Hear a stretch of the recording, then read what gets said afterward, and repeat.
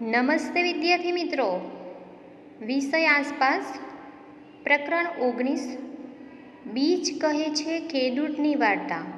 મિત્રો, આ પ્રકરણના કુલ 3 ભાગના વિડીયોમાં આપણે સમજ મેળવી, જેમાં ત્રીજો ભાગની અંદર આપણે સમજ મેળવી કે હસમુખભાઈનું જે ખેતર છે અને હસમુખભાઈ જે આધુનિક પદ્ધતિ સાધન સામગ્રી દ્વારા જે એમની ખેતી થકી તેમણે શરૂઆતમાં સારી એવો એમને નફો થયો, જેના કારણે તેમને આવક પણ સારી થઈ, પરંતુ સમયની સાથે સાથે જે વધારે પડતા જંતુનાશક દવા અને રાસાયણિક ખાતરના લીધે જે પાક ઉતરવો જોઈએ એટલો પાક ઉગતો નથી અને ખેતરમાં પણ વધારે જંતુનાશક દવાના કારણે જે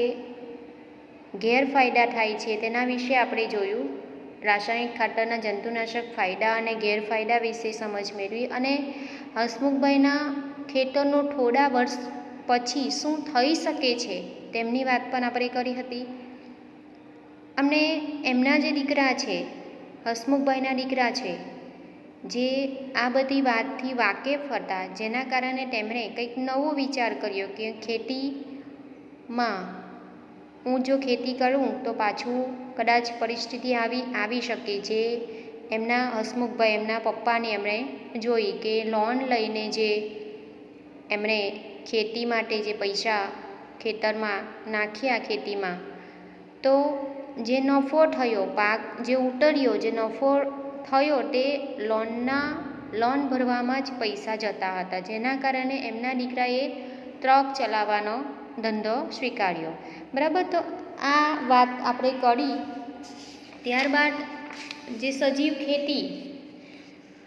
ખેતી કોને કહેવાય તેમના વિશે જોયું કે જે ખેતી રાસાયણિક ખાતર, જંતુનાશક દવા અને હાઇબ્રિડના જે બિયારણ છે એના ઉપયોગ વગર જે કરવામાં આવતી ખેતી, જે ટકાઉ ખેતી કહેવાય, એને સજીવ ખેતી કહેવાય। બરાબર, તો હવે આપણે આગળ જોઈએ।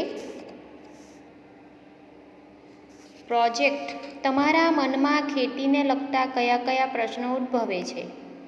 જૂથમાં ભેગા મળી પ્રશ્નો બનાવો અને જુદા જુદા ખેડૂતોને મળીને જવાબ મેળવો। જેમ કે ખેડૂત વર્ષમાં કેટલી વખત પાક લે છે, કયા કયા પાકની ખેતી કરે છે, કયા ખાતર દવા વાપરે છે, પાકને કઈ રીતે અને કેટલું પાણી આપે છે।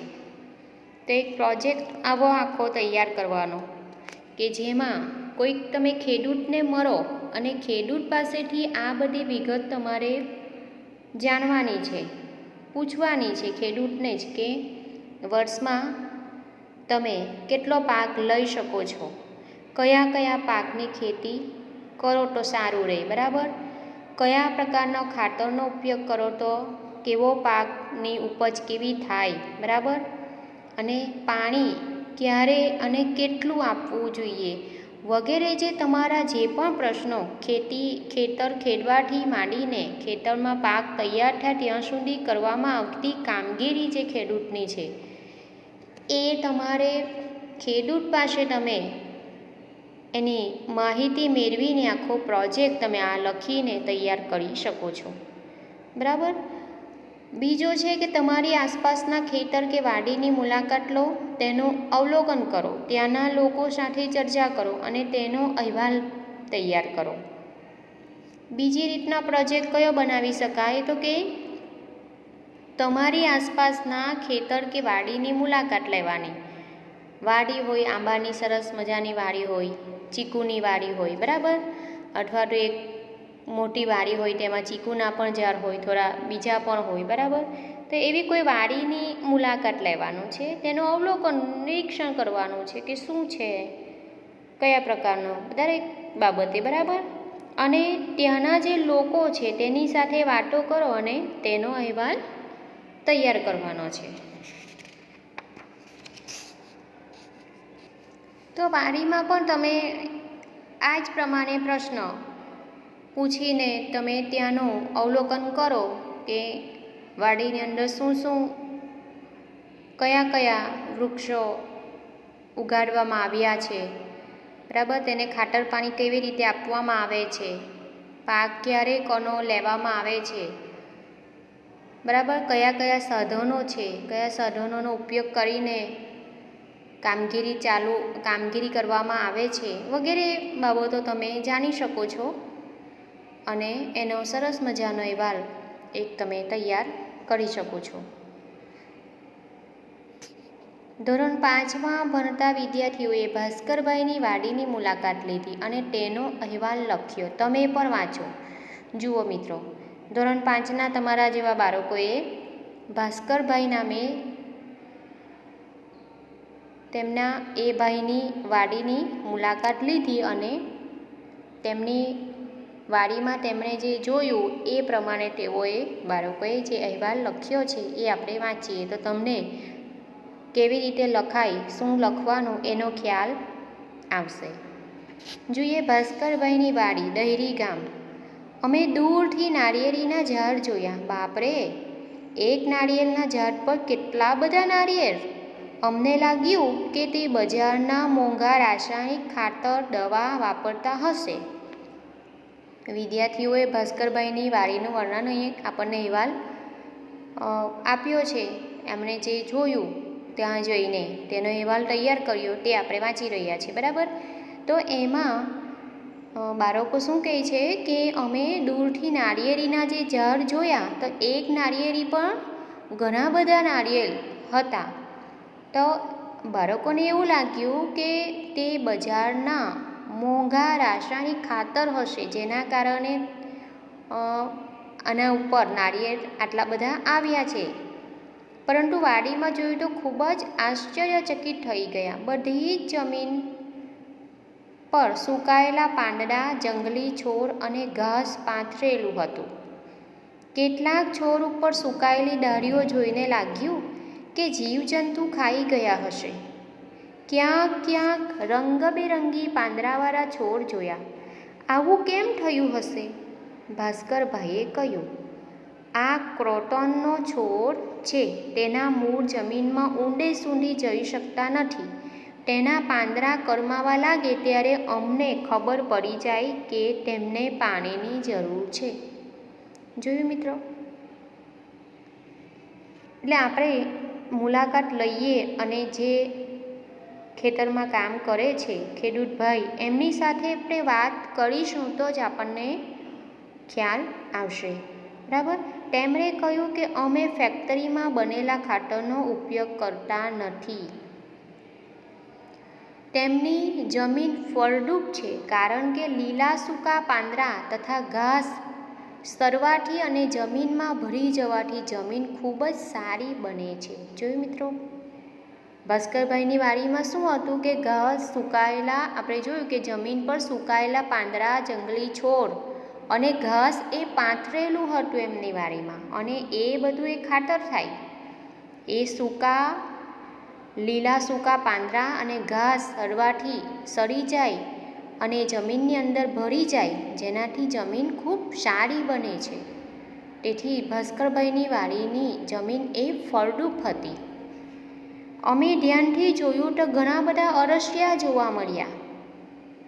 અળસિયા, ભાસ્કરભાઈએ જણાવ્યું, અળસિયા જમીનને અંદરથી ખોદિયા કરે છે. જમીનની અંદર અળસિયા હોય, બરાબર, તો એ જમીનને ખોદતા રહે અને તેઓ જમીનમાં એક જગ્યાએથી બીજી જગ્યાએ ફરતા રહે છે. તેના કારણે જમીન પોચી બને છે. અળસિયા જમીનની અંદર હોય તો જમીન સારી રહે, બરાબર. તો એ શાના કારણે કે અળસિયા એ જમીનને અંદરથી ખોદતા રહે છે, ખોદિયા કરે, બરાબર. અને તેઓ એક જ જમીનમાં એક જગ્યાએથી બીજી જગ્યાએ અંદર જમીનની અંદર ફરતા રહે, જેના કારણે પેલી જમીન સખત થઈ જતી નથી. એ ખોદતા રહે છે અળસિયા, જેના કારણે જમીન પોચી રહે છે.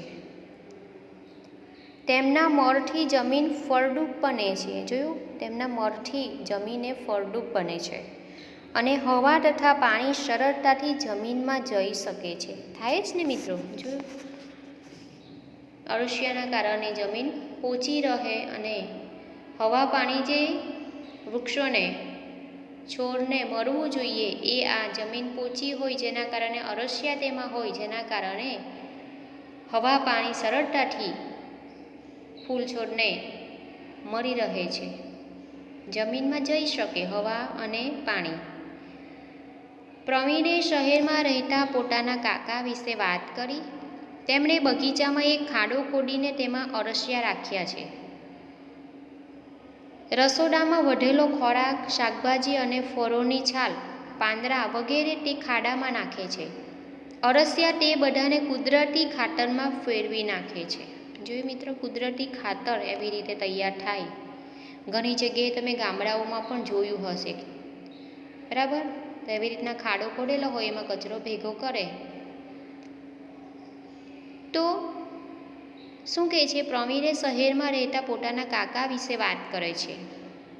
તેમણે બગીચામાં એક મોટો ખાડો ખોદીને તેમાં અળસિયાને રાખ્યા હતા અને રસોડામાં જે વધેલો ખોરાક હોય, જે આપણે એઠવાડ તરીકે કાઢીએ છીએ, વધેલો ખોરાક હોય, તો એ બધું શાકભાજી છે, એ શાકભાજીના ફળોની છાલ, એ બધું જ પાંદડા વગેરે ખાડામાં નાખતા હોય છે. અને અળસિયા હોય છે, જેના કારણે તે બધાને અળસિયા એ કુદરતી ખાતરમાં એને ફેરવી નાખે છે. તે ખાતર બીજા છોડવાઓને આપવામાં આવે, જેથી તેમનો વિકાસ સારો થાય છે અને તેમને બજારમાંથી ખાતર લાવવું પડતું નથી.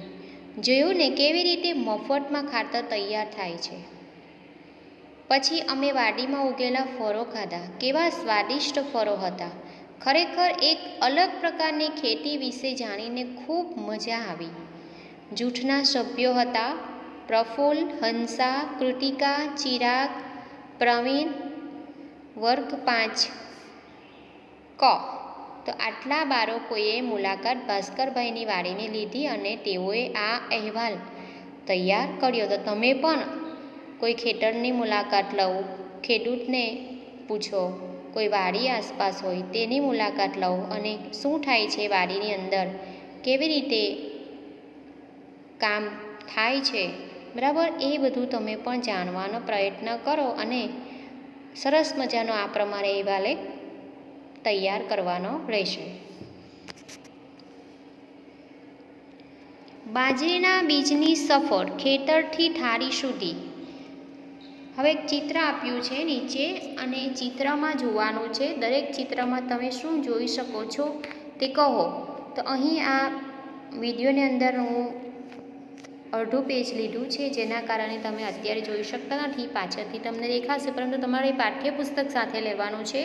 તો પાઠ્યપુસ્તકની અંદર તમે ચિત્ર જોઈ શકશો. તો બાજરીના બીજની સફર ખેતરથી થાળી સુધી. આપણને બાજરીનું બીજ જણાવી રહ્યું છે. તો બાજરીનું બીજની સફર ક્યાં સુધી?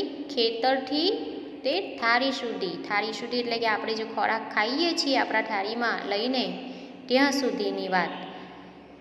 ચિત્ર 2માં બાજરીના ડુંડા ખાંડણિયામાં રાખ્યા છે. તેને સાંભેલા વડે ખાંડવામાં આવે છે, જેનાથી ડુંડામાંથી દાણા અલગ પડી જાય છે. અલગ કરેલા બાજરીના દાણા તમે ચિત્ર 3માં જોઈ શકો છો. આજે આ કામ હાથથી નહીં પરંતુ મોટા થ્રેશરથી કરવામાં આવે છે, જેને આપણે ટેકનોલોજી કહીએ છીએ. આપણે કહીએ ને આજે દુનિયામાં ખૂબ જ ટેકનોલોજી વધી આગળ આવી છે, બરાબર, જેના કારણે કામ સરળ બન્યું છે.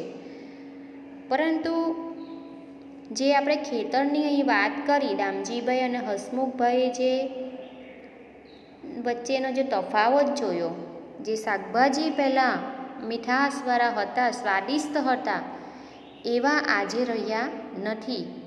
તો એનો આ એ જ ફરક છે મિત્રો, કે ત્યારે જે ખેતી કરવામાં આવતી હતી અને આજે જે ખેતી થાય છે, ઘણી જગ્યાએ એવું નથી, ઘણા ગામડાઓની અંદર આજે પણ કુદરતી આજે આ પ્રમાણે ખાતરનો ઉપયોગ કરીને ખેતી કરવામાં આવે છે. તો ફરક આ છે મિત્રો કે આજે આ કામ હાથથી નહીં પરંતુ મોટા થ્રેશરથી કરવામાં આવે છે, જેને આપણે ટેકનોલોજી કહીએ છીએ. તો કે પહેલાં એ બાજરીના ડૂંડા કરવા માટે ખાંડરિયા આવતા હતા, મોટા ખાંડરિયા તમે જોઈ શકશો ચિત્રની અંદર. એમાં એને સાંબેલા વડે ખાંડવામાં આવતા હતા. એ સાંબેલાથી ખાંડીને બાજરીના જે ડૂંડા છે એને અને દાણા છે એને અલગ પાડવામાં આવતા હતા. પણ આજે એ કામ શામાં થાય છે? મશીનોમાં થાય છે. ચિત્ર 1માં બાજરીના ડૂંડા કાપવા કઈ ટેકનોલોજીનો ઉપયોગ થઈ શકે છે? તો મિત્રો ચિત્ર 1ની અંદર જોવાનું છે તમારે ધ્યાનથી કે ચિત્ર 1માં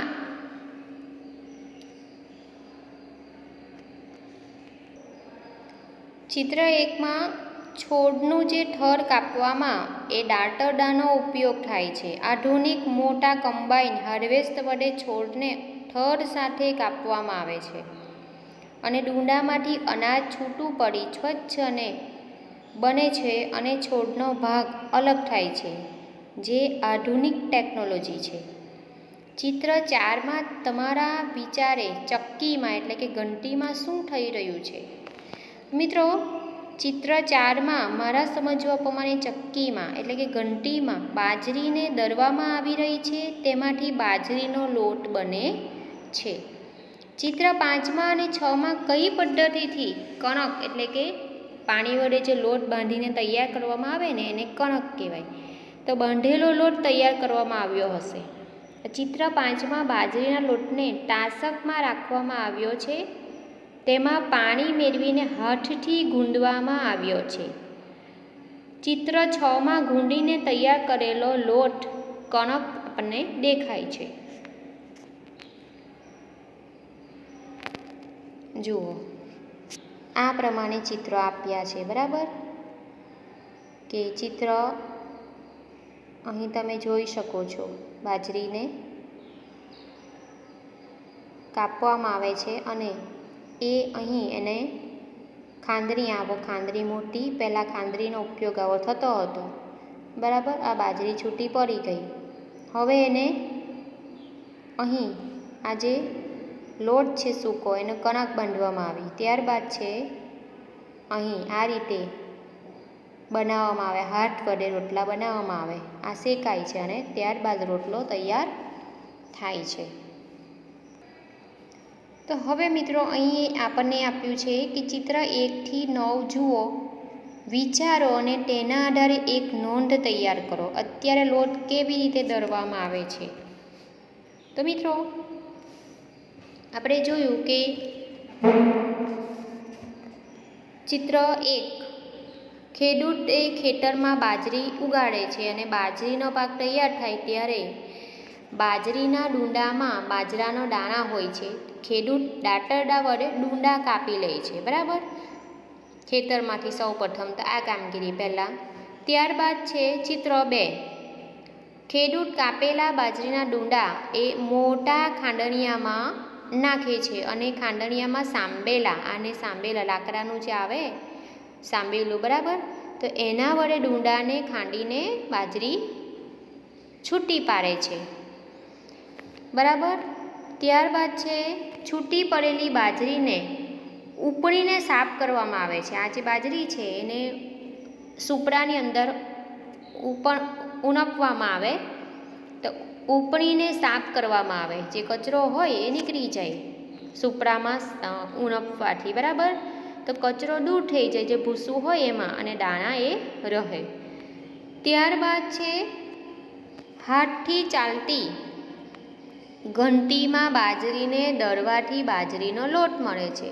તો પહેલાં આવી રીતના પથ્થરની ઘંટી રહેતી હતી અને એમાં જ ઘરે જ બધા જ લોકો પોતપોતાનો ઘરે ઘંટી એવી રાખતા હતા અને એમાં જ તેઓ પોતાનો લોટ દળીને લોટ બનાવીને તેના રોટલા બનાવતા હતા, બરાબર? તો હવે આ ઘંટી હજુ પણ ઉપલબ્ધ છે ઘણા ગામડાની અંદર, એમાં જ દળીને ખાતા હોય છે, બરાબર? ત્યારબાદ છે ઘંટીમાં દળાયેલો બાજરીનો લોટ ઠારામાં એકઠો કરી સ્ટીલની કથરોટમાં ભરવામાં આવે છે. હવે સ્ટીલ એ વાસણ છે, સ્ટીલનું કથરોટ કહેવાય. હવે તેને પાણી વડે મિક્સ કરીને લોટ કણક જેને કે બાંધવામાં આવે, બરાબર. ત્યારબાદ છે 7મો નંબર પણ લુવાને 2 હાથની હથેળી વચ્ચે દબાવતા રહી ગોળ રોટલો ટીપવામાં આવે. હવે એને પાટલી પર પણ એને આપણે પાટલી ઉપર કાગળ મૂકીને પણ આપણે એને ટીપી શકીએ, બરાબર. પરંતુ અસલ જે બાજરીના રોટલા બનાવે છે તે આ હાથ પર આવી રીતે 2 હાથ વડે એને થપથપાવીને પછી એને રોટલો બનાવવામાં આવે. તો આ બનાવેલો રોટલો એ ચૂલા પર શેકવામાં આવે અને ત્યારબાદ આ રોટલો તૈયાર થયેલો દેખાય છે આપણને, બરાબર. તો આ રીતે બાજરીનું જે બીજ છે આપણને ખેતરથી થાળી સુધીની સફર આ રીતે બતાવે છે, બરાબર. તો અહીંયા આગળ આ પાઠ પૂરો થાય છે. ત્યારબાદ આપણે પ્રશ્નો દ્વારા બીજી થોડી વધુ માહિતી મેળવીશું. પ્રશ્નો દ્વારા આપણે જાણકારી હજુ પણ દામજીભાઈ અને જે હસમુખભાઈ જે ખેતી કરી તેમાં જે ઘણો તફાવત જોવા મળ્યો તે વિશે પ્રશ્નોમાં પણ આપણે વાતો કરીશું.